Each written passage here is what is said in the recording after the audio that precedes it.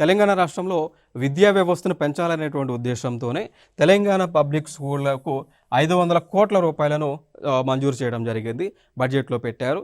So, ముఖ్య ఉద్దేశం ఏంటి అంటే ప్రతి మండలానికి ఒక ఇంటర్నేషనల్ స్కూల్‌ని ఏర్పాటు చేయడం. దాన్ని తెలంగాణ పబ్లిక్ స్కూల్స్ అని పేరు పెట్టారు.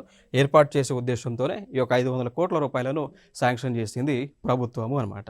ఇక దాంతోపాటు యంగ్ ఇండియా ఇంటిగ్రేటెడ్ స్కూల్స్ కోసము తెలంగాణ గురుకుల విద్యా సంస్థకు 500 కోట్ల రూపాయలను ఖర్చు చేయనున్నారు ప్రభుత్వం. మెయిన్ ఎజెండా ఇక్కడ ఏంటి? తెలంగాణ ప్రభుత్వం దేనిపైన సంబంధించి ఫోకస్ చేస్తుంది ఏంటి? ఎక్కువగా విద్యా వ్యవస్థని డెవలప్ చేయడము, వైద్య వ్యవస్థని డెవలప్ చేయడము, యూత్ కోసం స్కిల్ని డెవలప్ చేయడం, వారికి ఎంప్లాయ్మెంట్ ఆపర్చునిటీని ఇవ్వాలనేటువంటి ఉద్దేశం, మ్యానుఫ్యాక్చరింగ్ సెక్టర్ని డెవలప్ చేయడం, సర్వీస్ సెక్టర్ని డెవలప్ చేయడం, అగ్రికల్చర్ సెక్టర్ని డెవలప్ చేయడం, ఇరిగేషన్ సెక్టర్ని డెవలప్ చేసే ఉద్దేశంతో ఈ యొక్క బడ్జెట్ వైపు అడుగులు వేస్తూ ఉంది ప్రభుత్వం.